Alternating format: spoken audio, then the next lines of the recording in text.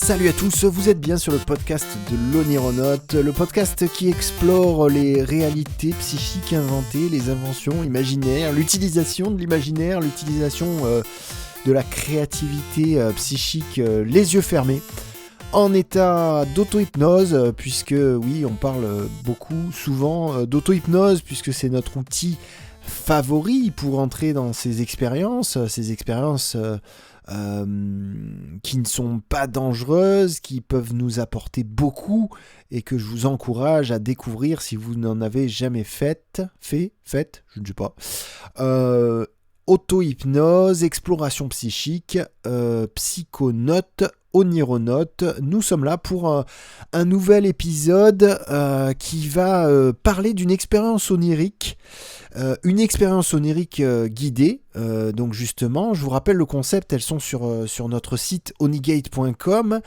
Ce sont des audios d'hypnose fictionnelle. Donc c'est un petit peu comme des livres audio, très courts, hein, d'un quart d'heure. On va aller à 10 minutes, un quart d'heure, 20 minutes pour les plus longues.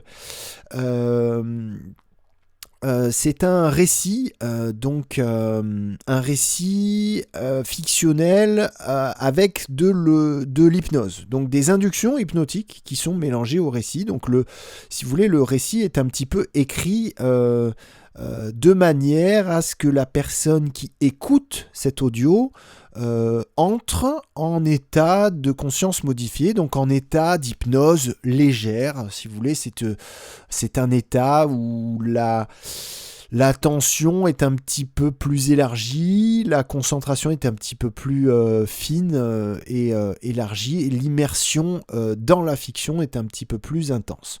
Voilà, il n'y a rien de révolutionnaire, il n'y a rien de magique là-dedans. Vous pouvez tout à fait expérimenter la chose.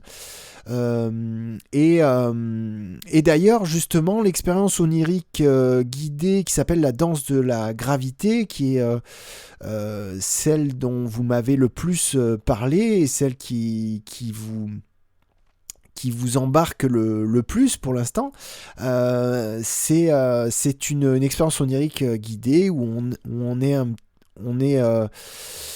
notre avatar, c'est une danseuse assez âgée. Voilà, je vais pas dévoiler l'histoire, l'intrigue. C'est tout à fait accessible sur onigate.com. Vous pouvez écouter cette expérience onirique guidée. Mais là, aujourd'hui, je voulais parler d'une autre expérience onirique guidée que j'ai mis en ligne récemment, qui est un petit peu particulière, puisque autant les 4 autres EOG, les 4 autres expériences oniriques guidées disponibles sur le site sont des histoires, avec l'enfant à vélo, avec le nouveau papa, le lagon sémantique.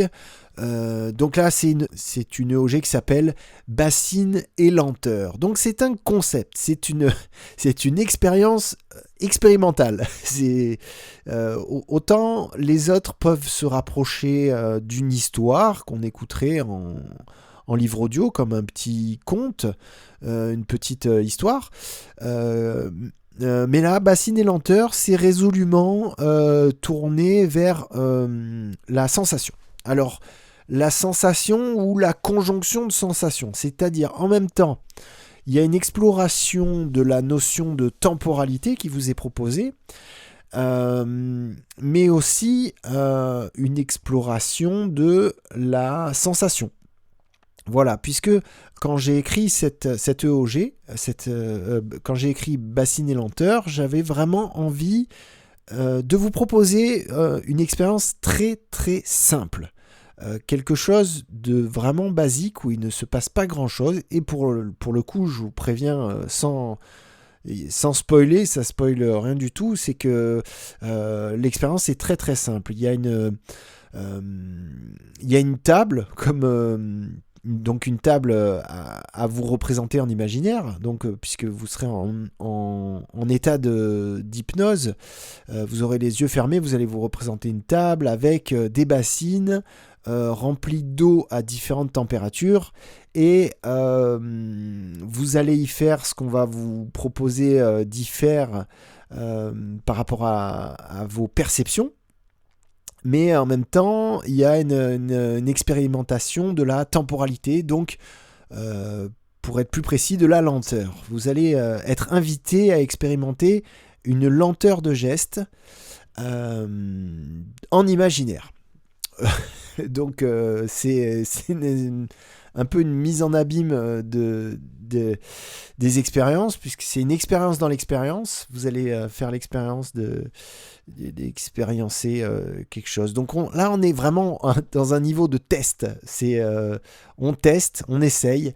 Évidemment, il est possible que ça marche pas du tout, que vous ne compreniez pas le sens de ça, ou peut-être que ça va vous ennuyer, peut-être vous allez vous endormir au bout de 2 minutes, c'est possible, c'est des choses qui peuvent arriver avec les expériences oniriques guidées. Néanmoins, j'ai envie de dire, le pire du pire qui puisse vous arriver, c'est que vous passiez un bon moment avec cette expérience. Donc bassine et lenteur, c'est disponible sur le site de Onigate, et c'est une exploration en même temps de la sensation de température et de la sensation de temporalité, de la lenteur. Et en le disant, je m'aperçois que température et temporalité, ça commence par temps. Donc, y aurait-il peut-être un lien ? Je m'interroge aujourd'hui avec vous. C'est ma petite digression linguistique que vous savez que j'aime bien faire. Température et temporalité, il y a une certaine familiarité linguistique entre ces deux mots. Et alors, est-ce que ça voudrait dire que notre perception de la température peut influencer notre perception de la temporalité ? Question, est-ce que en hiver, on trouve que le temps passe plus vite ou plus lentement que en été ? En dehors de toute considération pour le mouvement du soleil et le fait que le jour se lève plus tôt en été et qu'il se couche plus tard en été, en dehors de ça, quand il fait chaud ou quand il fait froid, est-ce qu'on a la même notion du temps ? Voilà, je vous pose la question, je n'ai même pas de réponse en fait, je pense que c'est une question qui est intéressante à se poser, donc ça m'est venu comme ça, je vous la pose. Et ça me fait penser que j'ai eu la chance d'aller visiter il y a 2 ans un pays vraiment adorable qui s'appelle la Finlande, qui est au nord de l'Europe. Et pour avoir discuté beaucoup avec un ami finlandais là-bas, je me souviens qu'il m'avait expliqué que lui, il aimait le froid. Donc, bonne pioche, hein, il est né finlandais, il a vécu en Finlande, donc c'est plutôt bien pour lui, mais il avait une théorie comme quoi le froid, c'était quelque chose qui lui allait bien, et il avait besoin pour bien réfléchir et pour bien vivre, d'être dans une certaine fraîcheur de température ambiante. Voilà, pour qu'il soit bien. Et je peux concevoir ça, parce que c'est vrai que finalement, sur une année, bon, moi je vis pour le coup dans le sud de la France. J'aime bien dire le nord de la Méditerranée aussi, la rive nord de la Méditerranée, on va dire. C'est une zone qui est il y a pas mal de relief climatique, c'est-à-dire que il peut faire très chaud en été et il peut faire bien froid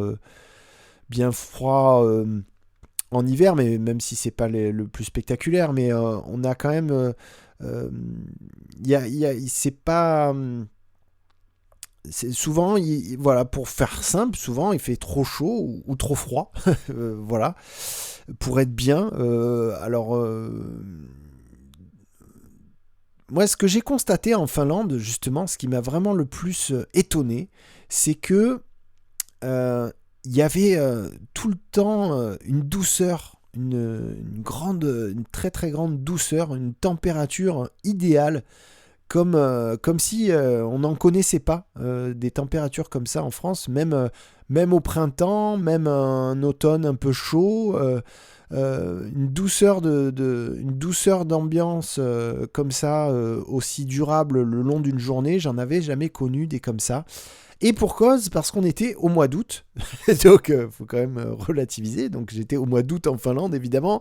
Si j'y vais en janvier, en février, c'est pas du tout la même en ce qui concerne la Finlande, puisque là on est en dessous de zéro, on a de la neige partout, et voilà.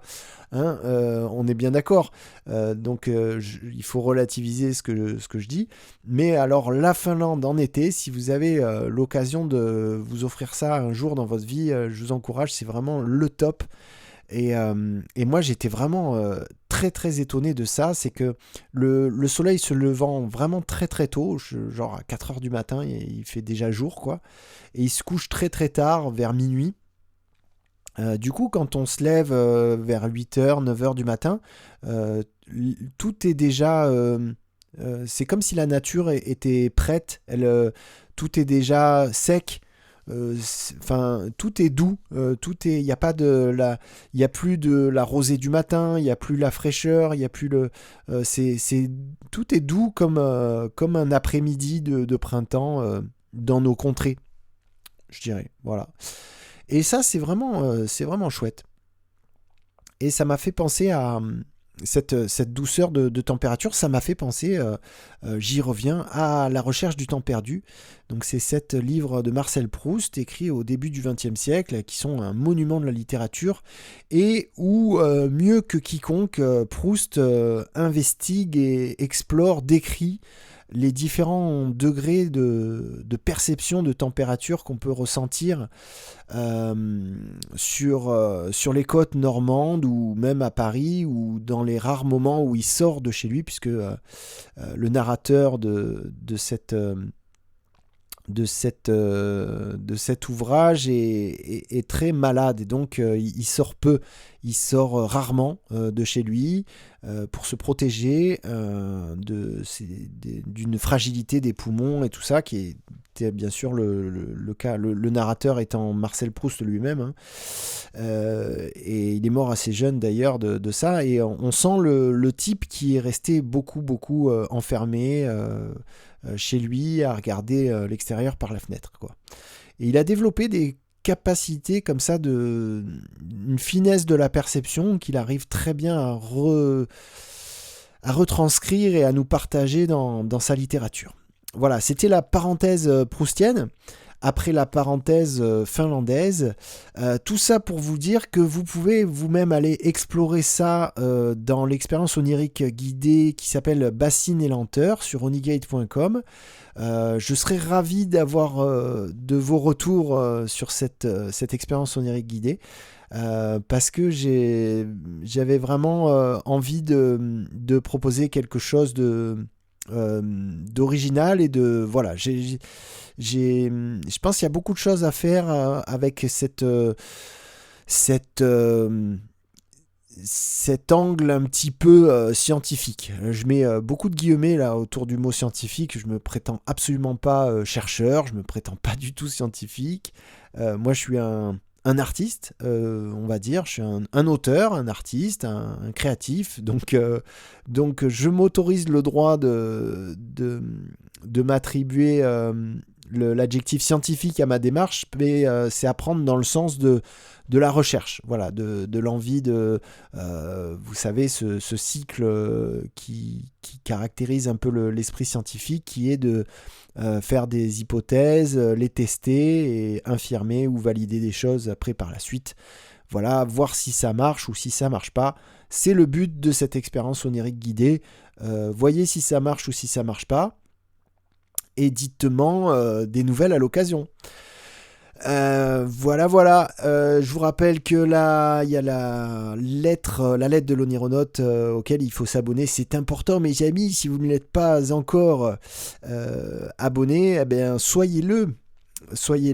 Et puis, comme ça, vous pourrez recevoir toutes les semaines un petit billet, une petite réflexion en rapport avec tout ce qu'on aime dans le podcast de l'Onironaute. Je vous rappelle aussi qu'il y a la chaîne YouTube, s'il y en a qui utilisent ce média, cet univers, l'univers de YouTube. On est aussi présent avec Onigate sur YouTube, voilà. Et puis, tant que j'y suis, citons les groupes Facebook. Le groupe Facebook du podcast de l'Onironaute, sur lequel vous êtes invité. Je crois qu'il est encore en accès libre, donc vous pouvez vous y inscrire sans autorisation pour l'instant. Peut-être qu'après, on sera un petit peu trop nombreux pour que ça se passe comme ça, mais pour l'instant, c'est encore ouvert. Le groupe du podcast de l'Onironaute. Et la page fan Onigate. Voilà, j'ai tout dit. On dirait que je dis le verbe étudier avec l'accent italien. J'ai tout dit, et j'ai rien compris. Voilà, hasta luego, à bientôt, portez-vous bien. Arrivederci.